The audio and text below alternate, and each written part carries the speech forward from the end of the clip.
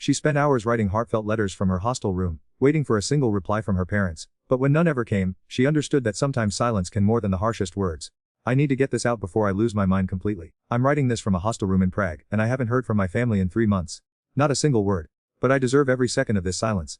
It started so innocently, that's what I keep telling, but deep down, I know that's garbage. Nothing about what I did was innocent. Mark and I had been together for 6 years. 6 years we had the house, the dog, the wedding planned for next spring. My parents adored him. My little sister called him her future brother-in-law. He was good to me in every way that mattered, but somewhere along the line, I convinced that good was enough. The flirtation began at my company's annual conference in Chicago. His name was Ryan, he was everything Mark wasn't. Confident to the point of arrogance, spontaneous where Mark was steady, dangerous where Mark was safe. I told it was harmless, just some fun conversation over drinks, just some innocent texting afterward. But I knew, God, I knew exactly what I was doing. The text became calls. The calls became secret meetings when he was in town for work. I created elaborate lies about girls' nights and work events. I became someone I didn't recognize, someone who could look Mark in the eye and lie without flinching. The worst part, Mark trusted me completely. He'd ask about my nights out with genuine interest, never suspicious, never questioning. He'd bring me coffee in bed mornings after my girls' nights, and tell me how proud he was of how hard I was working. I was planning our wedding while planning my betrayal. 3 months into the affair, Ryan asked me to leave with him. He'd gotten a promotion that required relocating to Europe, and he wanted me to come. He said, real adventure. Not this boring suburban or settling for. That word, settling. It poisoned everything. I looked at Mark that night, really looked at him. He was reading on the couch, our dog curled next to him, occasionally showing me funny passages from his book.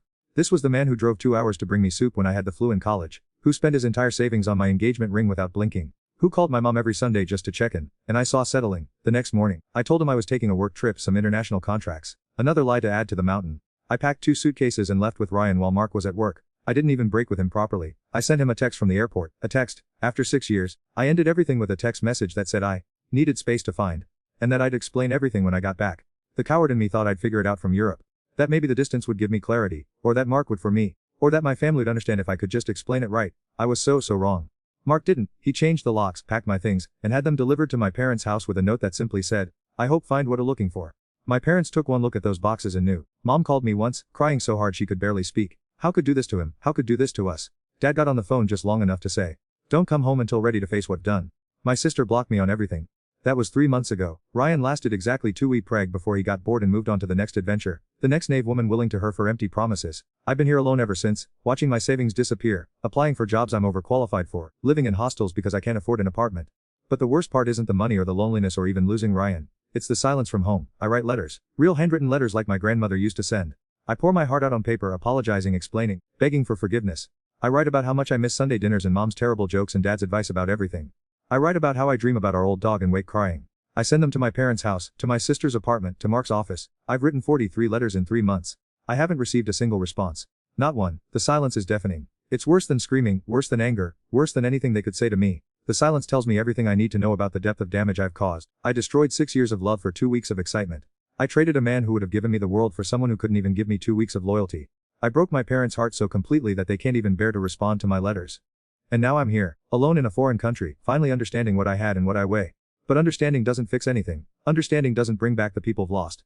Understanding just makes the silence more, because now I know exactly what that silence means. I keep writing letters anyway, because it's the only thing left that feels real, even though I know they'll never write back. Some mistakes don't get second chances. Some bridges once burned can never be rebuilt. And some silence speaks louder than any words ever could. I thought chapter 1 was rock bottom. I was wrong. Yesterday, I finally got a response. Not from my parents, not from my sister, not even from Mark. It came from Sarah, Mark's sister, and it shattered what was left of my world. The message was short: stop writing to him. He's engaged. 6 months after I destroyed him, Mark is engaged to someone else. I spent the entire night throwing, not from bad hostile food, but from pure, soul-crushing realization of what I'd done to another human being. But Sarah wasn't done. She sent photos. Mark looks different. Older somehow, but happier than I'd seen him in years. The woman next to him is beautiful in that effortless way I never was. She's laughing at something he's saying, and he's looking at her like she hung the moon. The same way he used to look at me. The ring is simple, elegant. Nothing like the elaborate one he'd bought for me. This one suits her perfectly, and somehow that makes it worse. He learned from me. He learned what really matters. Sarah's message continued. Her name is Emma. She's a teacher. She volunteers at animal shelters on weekends. She makes him laugh every day. She's everything pretend to be but never were. That last line hit like a physical. Sarah was right. I had pretended to be someone else for Mark. I'd played the role of the devoted partner while secretly craving chaos. I'd smiled through Sunday dinners while mentally cataloging everything I thought was wrong with our together. Emma doesn't have to pretend, she is who Mark needs. The photos showed their engagement party. I recognized everyone there. Mark's friends, his coworkers, people who used to be your friends. They all looked genuinely happy for him. No one looked like they missed the woman who used to be in those pictures. But the worst photo was of my parents. They were there, at Mark's engagement party. Mom was hugging Emma like she was already her daughter. Dad had his arm around Mark's shoulder. Beaming with pride, they replace me. Not just Mark. My own parents found a way to keep him in their lives while me out completely. Emma gets my Sunday dinner spot, my Christmas morning place, my role in family photos. I tried calling mom immediately. It went straight to voicemail. The message I left was desperate, pathetic. Mom, please, I saw the photos. I know we're angry, but I'm daughter. Please just talk to me. She didn't call back. I tried dad next. He answered on the third ring, but when he heard my voice, there was this long pause. Then, we're told not to come home until we're ready to face what done. Already, I thought I was. I said yes. Then he'll understand why we were at that party. Mark is family. He's been more of a son to us in 6 months than been a daughter in years. Emma treats him the way he deserves to be treated, the way we raised to treat people. But dad, I'm actual daughter. The daughter I raised wouldn't have done what did. The daughter I raised wouldn't have thrown away a good man for some adventure. The daughter I raised would have come home and faced the music instead of sending letters from another continent hoping we'd forgive her from a distance. The line went quiet except for his breathing. I want to be our daughter again. Come home. Face Mark, face Emma, face everyone. Stop hiding behind letters and start taking responsibility for the damage caused. Until then, don't call again. He hung. I haven't stopped crying since. The worst part isn't even that Mark moved on. It's how fast he moved on. 6 months to meet someone, fall in love and propose. 6 months to build something real with another person while I've been wallowing in self-pity in European hostels. It means what we had wasn't special. It wasn't irreplaceable. I was replaceable, and he proved it in half a year. Emma isn't a rebound. She's not a placeholder. She's his actual future, and everyone I love has embraced her as family while erasing me entirely. I keep staring at the photos Sarah sent. There's one of Emma and my mom laughing together while decorating for the party. They look natural together, comfortable. Mom never looked that relaxed with me, even before I ruined everything.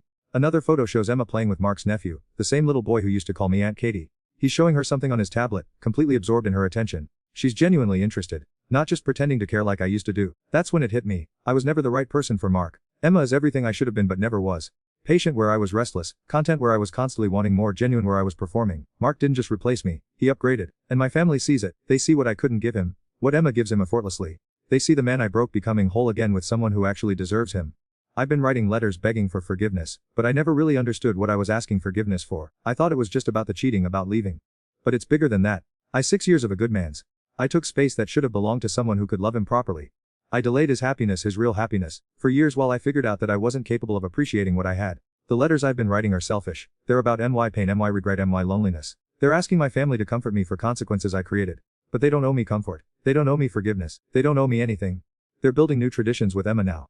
New memories, new inside jokes, new family dynamics that don't include the daughter who abandoned ship when things got real. I finally understand what dad meant about coming home and facing what I've done. The letters are just another way of hiding, another way of avoiding the actual work of accountability. But I don't think I'm strong enough to face them. I don't think I'm strong enough to see Mark and Emma together, to watch my parents treat her like the daughter they actually wanted. I don't think I'm strong enough to admit that everyone is better off without me. So I'll probably keep writing letters that will never be answered. Keep living in hostels. Keep running from the truth that some people aren't meant to be loved the way Mark loved me. Some people are just meant to be cautionary tales. I'm writing this from the airport. My flight home leaves in 2 hours, not because I'm welcome, not because anyone asked me to come back, but because I finally understand what my father meant about facing what I've done. Yesterday, I got the final message I'll ever receive from anyone back home. It was from Emma. She found my letters, all 43 of them, sitting in Mark's office drawer. He'd been keeping them, not out of lingering feelings, but as evidence of what manipulation looks like. He was protecting himself, documenting my attempts to insert back into his. Emma's message was kind but devastating. I know this might be hard to hear, but Mark asked me to tell something important. He forgives, not for sake but for his own healing. He's moved on completely. Letters aren't helping him heal. They're preventing him from closing that chapter. Please stop sending them. Please let him be happy. Then she added something that destroyed me. Family loves, but they're protecting themselves too. They watched Mark barely survive what did to him. They're not gonna risk letting them the same way until proof changed. Words and letters aren't proof. Actions are. She was right, of course. But the next part of her message showed me just how completely I'd been replaced. Mark and I are expecting a baby. Parents already know. They're going to be grandparents to the child of the man their daughter abandoned. They're over the moon about it, and Mark is the happiest I've ever seen him. This is his fresh start, his real family now. Please don't take that away from him. A baby. Mark is having a baby with the woman who came after me. The woman who gets to give him everything I never could, everything I never even knew he wanted. I realized I'd never even asked Mark if he wanted children. In 6 years together, we'd talked about marriage, houses, vacations, but never kids. I'd assumed we'd figure it out eventually, but I never actually cared enough to ask what he dreamed about for our future. Emma knew. Emma asked. Emma cared enough to build a real future with him instead of just drifting through the present like I did. That baby will call my parents grandma and grandpa. That child will grow hearing stories about Uncle Mark's first relationship with someone who wasn't ready for real love. I'll be a cautionary tale told to keep that child from making the same mistakes I made. But here's what finally broke me. I was relieved. Reading about Mark's happiness, his engagement, his baby on the way, I felt this overwhelming sense of relief that he escaped me. That he found someone who could love him the way he deserved. That my selfishness didn't destroy his chance at real happiness. For the first time in months, I wasn't thinking about what I'd lost. I was grateful for what he'd found. That's when I knew I had to come home. Not to win anyone back, not to repair relationships, but to face the person I'd become and figure out how to be better. I used the last of my savings for this ticket. I'll be homeless when I land, jobless, friendless. I have no idea where I'll sleep tonight or how I'll survive the next month. But I'm done hiding. I'm done writing letters asking for forgiveness I haven't earned. I'm done making my pain everyone else's responsibility. I'm going home to apologize properly, in person once, and then I'm going to disappear from their lives and let them heal. I'm going to find Mark and Emma and congratulate them face to face, even if it kills me. I'm going to tell my parents I understand why they chose him over me, and that I'm grateful they had the courage to protect themselves. Then I'm going to rebuild my from nothing, the way I should have done months ago instead of wallowing in self-pity and blaming everyone else for the consequences of my choices. I spent months angry that no one would write me back, but I was asking them to manage my guilt for me. I was asking them to make me feel better about destroying their happiness. The silence wasn't cruelty. It was self-preservation. It was healthy boundaries. It was exactly what I would have done if someone had me the way I them. I don't know if I'll ever have a family again. I don't know if I'll ever find love like what Mark and I had, or if I even deserve to. I don't know if my parents will ever trust me enough to let me back into their lives, or if they should. But I know I can't keep running from the wreckage I created. I know I can't keep asking people I traumatized to comfort me through my consequences. I know that real change happens in actions, not letters. I know that some mistakes cost everything, and that's exactly what they should cost. The worst part about all of this isn't losing Mark or losing my family or losing my old. The worst part is realizing I was never worthy of any of it in the first place. I was selfish, ungrateful, and destructive, and everyone is genuinely better off without me. Mark gets to be happy with someone who appreciates him. My parents get to be grandparents to a child who will be raised by people who understand commitment. My sister gets to love a brother-in-law who won't break her heart by abandoning her family. Everyone wins when I'm not around to things. Maybe that's the real lesson here. Maybe some people are meant to be warnings, not examples. Maybe some stories don't have happy endings because not everyone deserves one. I destroyed a good man's faith in love and made him question his worth for months, before he found someone who could show him what he actually deserved.